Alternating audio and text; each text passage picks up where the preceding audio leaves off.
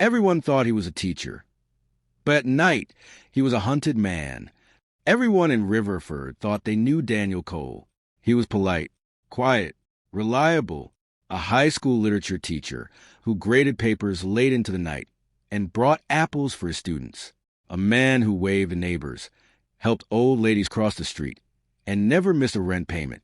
But no one knew about the second life, because every night, when the city went dark, Daniel Cole became someone else, someone dangerous, someone hunted. Daniel's day always started the same. Alarm at 6 a.m., cold shower, black coffee, toast with honey. He lived alone in a small apartment above a closed bookstore. The sign still hung outside, Page Turner's Haven, since 1978. It had been shut down for years, but Daniel liked the quiet. At school, he was invisible in the best way. Students liked him. Teachers trusted him. The principal barely noticed him.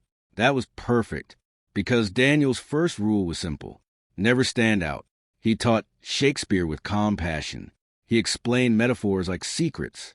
He smiled, nodded, and kept his head down. But every afternoon at 4:30, Daniel's real work began. He walked home slowly, checked reflections in windows, noted cars that passed twice. Then he unlocked his apartment and became a different man. Inside his bedroom closet, behind winter coats and old jackets, was a metal door. No one else knew it existed. Daniel pressed his thumb to a scanner. The door clicked open. Behind it was not a teacher's room. It was a control room, 3 monitors, encrypted laptops, a wall of maps, fake passports, cash in different currencies, and in the center, a single name written on a whiteboard: Target, Victor Hale. Victor Hale was a billionaire. Publicly, he was a tech genius. Privately, he was a monster. Daniel knew this because 5 years earlier, Victor Hale had destroyed his family. Not with a gun, not with a knife, with a decision. Daniel used to be someone else. His real name was Adrian Mercer, and he had once worked for Hale's company as a data analyst. Adrian had discovered something: off-the-books transactions, shell companies, human trafficking routes hidden inside shipping manifests. He took the evidence to his manager. The next day, he was fired. The day after that, his apartment burned down. His wife died in the fire, and his daughter vanished. Officially, she never existed. That was when Adrian Mercer died, and Daniel Cole was born. For 5 years, Daniel prepared. New identity, new job, new face in the mirror, and a new mission: destroy Victor Hale. Not quickly, not loudly, but completely.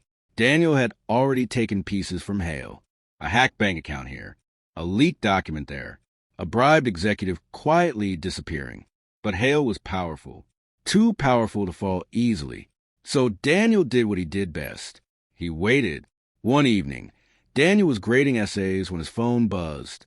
Unknown number. He didn't answer. It buzzed again. Then a message appeared. "We need to talk. You're not as hidden as you think." Daniel's fingers froze. He deleted the message. Then another came. "Tomorrow, 8 p.m. Riverfront Cafe. Come alone." Daniel stared at the screen. His second rule had always been, never trust anyone. But his third rule was more important: never ignore a threat. The next night, Daniel went. He wore his teacher clothes. Brown jacket, soft voice, invisible man. Riverfront Cafe was almost empty. Rain tapped the windows. A woman sat in the back. Dark hair, sharp eyes, calm posture. She didn't look dangerous, which made her very dangerous. Daniel sat across from her. She didn't smile. She said, "You're not Daniel Cole." He didn't blink. She leaned closer. "Your real name is Adrian Mercer, and Victor Hale killed your wife." Daniel's heart skipped once. Only once. He whispered, "Who are you?" She said, "My name is Lena Voss, and I'm trying to bring down Victor Hale too." Lena slid a flash drive across the table. "Everything I have on Hale: offshore accounts, private security logs, blackmail tapes." Daniel didn't touch it. He asked, "Why come to me?" She replied, "Because you're already inside his world, and because you've been hurting him." Daniel studied her face. She wasn't lying. Not fully. He said, "You followed me." She nodded. For 6 months. That alone was dangerous enough. Over the next weeks, Daniel and Lena began working together. Carefully, slowly. They never met twice in the same place. They shared only what was necessary. Lena was brilliant, former intelligence, burned by the system, just like him. Together, they started dismantling Hale's empire piece by piece. And Hale noticed. Victor Hale was not a man who panicked, but he was a man who hunted when his money vanished, when his allies disappeared, when his secrets leaked. He didn't ask why. He asked who. And soon, his attention turned to one small schoolteacher in Riverford. One night, Daniel came home and saw his door slightly open. He didn't go inside. He waited 2 minutes, 3. Then he entered silently. The apartment had been searched. Nothing stolen, except one thing. The whiteboard. The name Victor Hale was gone. In its place, a new message, written in black marker. "Hello, Adrian." Daniel knew the game had changed. 3 days later, Lena didn't show up to their meeting. No call. No message. Daniel checked her safe house. Empty. No blood. No struggle. Just her phone left on the table. On the screen, "If you want her alive, come alone." The location was an abandoned factory on the edge of the city. Daniel went. No weapons. No backup. Just his mind. Inside the factory, the air was cold. Metal footsteps echoed. Victor Hale stepped out of the shadows. Perfect suit. Calm smile. Behind him, Lena, tied to a chair. Bruised, but alive. Hale said, "You almost got me, Adrian." Daniel said nothing. Hale continued, "You took my money, my partners, my sleep." He smiled. "But you made one mistake." He leaned closer. "You came back."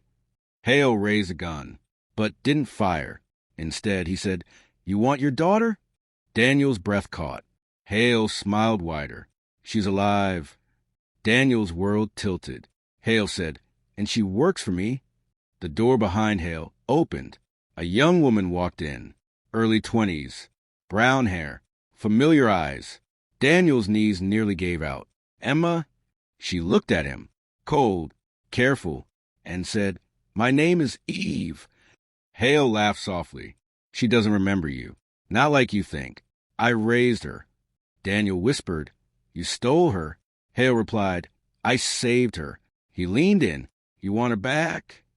Daniel nodded. Hale said, "Then you disappear. Forever. You stop hunting me. You vanish." Silence filled the factory. Lena's eyes begged Daniel not to agree. "Emma," Eve looked confused. Hale said, "Choose, Adrian. Revenge or your daughter." Daniel closed his eyes. For 5 years, revenge had been his life. But now, he saw his wife's face. He saw his child. He opened his eyes and said, "I'll disappear." Hale smiled. Then Daniel added, "But first, let her go." Hale laughed and fired the gun. The shot echoed. But Daniel didn't fall. Hale did, because the gun had been empty, and the Rayall shot came from behind. Lena had freed one hand, and she had a blade. Victor Hale collapsed, dead before he hit the floor. Emma screamed. Lena untied herself. Daniel ran to his daughter. He touched her face. She didn't pull away. She whispered, "You're really my father?" Daniel nodded. Tears filled his eyes. "Yes, I never stopped looking for you." The next day, Victor Hale's empire collapsed. News exploded. Arrests everywhere. Names leaked. Companies shut down. And Daniel